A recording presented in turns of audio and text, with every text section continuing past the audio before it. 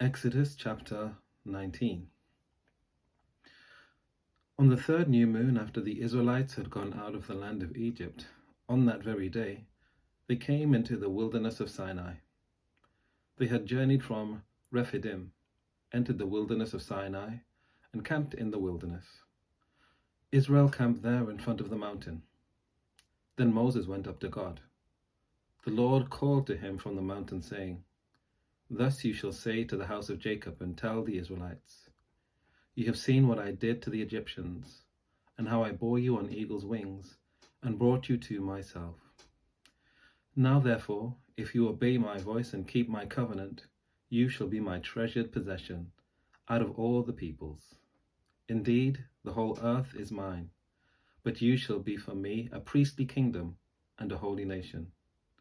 These are the words that you shall speak to the Israelites."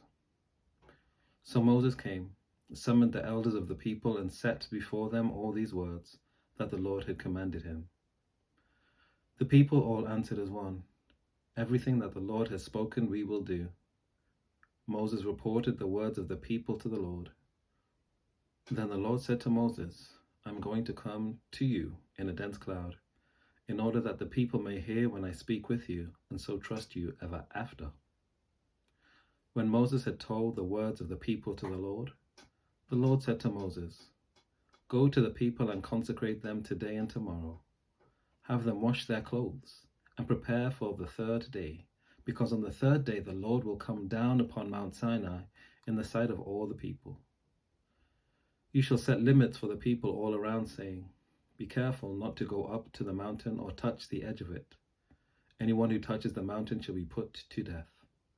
No hand shall touch it, but they shall be stoned or shot with arrows, whether animal or human being. They shall not live. When the trumpet sounds a long blast, they may go up on the mountain.'" So Moses went down from the mountain to the people. He consecrated the people and washed their clothes. And he said to the people, "Prepare for the third day.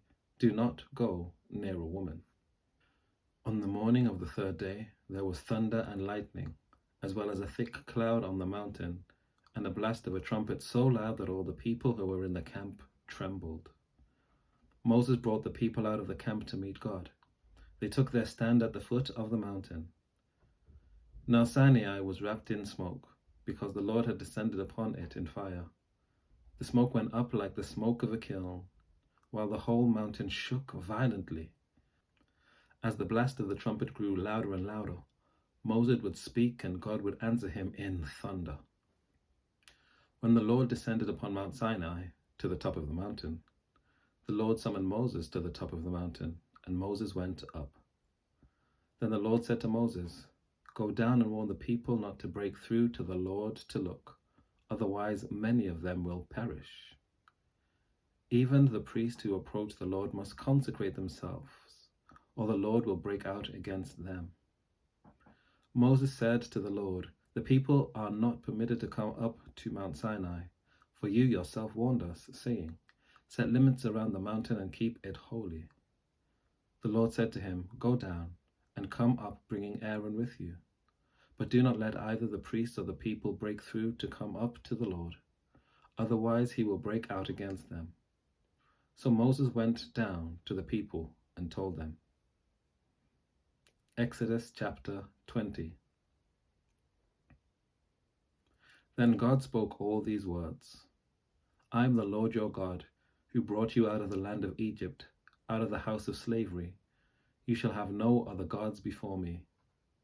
You shall not make for yourself an idol, whether in the form of anything that is in heaven above, or that is on earth beneath, or that is in the water under the earth. You shall not bow down to them or worship them. For I, the Lord your God, am a jealous God, punishing children for the iniquity of their parents, to the third and the fourth generation of those who reject me, but showing steadfast love to the 1,000th generation of those who love me and keep my commandments.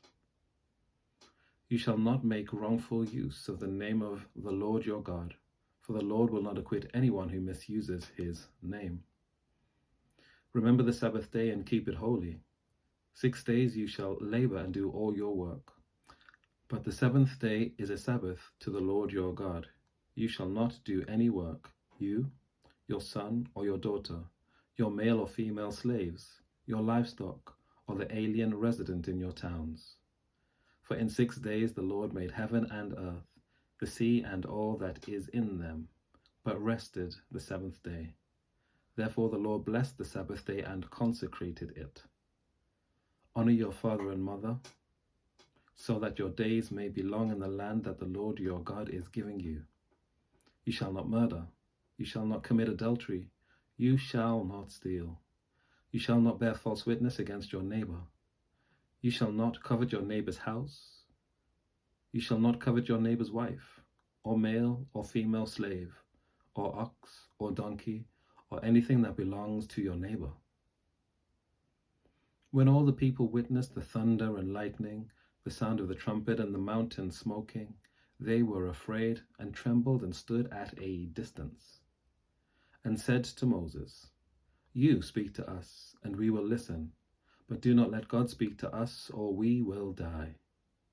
Moses said to the people, "Do not be afraid, for God has come only to test you, and to put the fear of him upon you, so that you do not sin."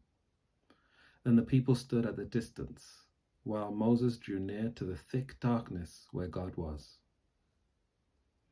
The Lord said to Moses, "Thus you shall say to the Israelites, you have seen for yourselves that I spoke with you from heaven. You shall not make gods of silver alongside me, nor shall you make for yourself gods of gold. You need make for me only an altar of earth, and sacrifice on it your burnt offerings, and your offerings of well-being, your sheep and your oxen. In every place where I cause my name to be remembered, I will come to you and bless you. But if you make for me an altar of stone, do not build it of hewn stones, for if you use a chisel upon it, you profane it. You shall not go up by steps to my altar, so that your nakedness may not be exposed on it." Exodus chapter 21. These are the ordinances that you shall set before them. When you buy a male Hebrew slave, he shall serve 6 years, but in the 7th he shall go out a free person, without debt. If he comes in single, he shall go out single. If he comes in married, then his wife shall go out with him. If his master gives him a wife and she bears him sons and daughters, the wife and her children shall be her master's, and he shall go out alone.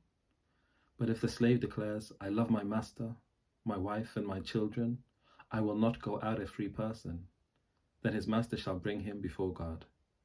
He shall be brought to the door or the doorpost, and his master shall pierce his ear with an awl, and he shall serve him for life.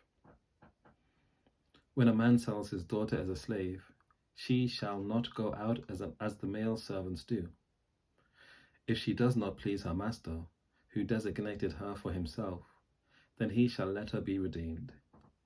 He shall have no right to sell her to a foreign people, since he has dealt unfairly with her. If he designates her for his son, he shall deal with her as with a daughter. If he takes another wife to himself, he shall not diminish the food, clothing, or marital rights of the first wife. And if he does not do these 3 things for her, she shall go out without debt, without payment of money. Whoever strikes a person mortally shall be put to death. If it was not premeditated but came about by an act of God, then I will appoint for you a place to which the fleer may flee. But if someone willfully attacks and kills another by treachery, you shall take the killer from my altar for execution. Whoever strikes father or mother shall be put to death. Whoever kidnaps a person, whether that person has been sold or is still in possession, shall be put to death. Whoever curses father or mother shall be put to death. When individuals quarrel and one strikes the other with a stone or fist so that the injured party, though not dead, is confined to bed, but recovers and walks around outside with the help of a staff, then the assailant shall be free of liability, except to pay for the loss of time and to arrange for full recovery. When a slave owner strikes a male or female slave with a rod, and the slave dies immediately, the owner shall be punished. But if the slave survives a day or two, there is no punishment, for the slave is the owner's property. When people who are fighting injure a pregnant woman so that there is a miscarriage, and yet no further harm follows, the one responsible shall be fined for what the woman's husband demands, paying as much as the judge determines. If any harm follows, then you shall give life for life, eye for eye, tooth for tooth, hand for hand, foot for foot, burn for burn, wound for wound, stripe for stripe. When a slave owner strikes the eye of a male or female slave, destroying it, the owner shall let the slave go, a free person, to compensate for the eye. If the owner knocks out a tooth of a male or female slave, the slave shall be let go, a free person, to compensate for the tooth. When an ox gores a man or woman to death, the ox shall be stoned, and its flesh shall not be eaten, but the owner of the ox shall not be liable. If the ox has been accustomed to gore in the past, and its owner has been warned but has not restrained it, and it kills a man or woman, the ox shall be stoned, and its owner also shall be put to death. If a ransom is imposed on the owner, then the owner shall pay whatever is imposed for the redemption of the victim's life. If it gores a boy or a girl, the owner shall be dealt with according to the same rule.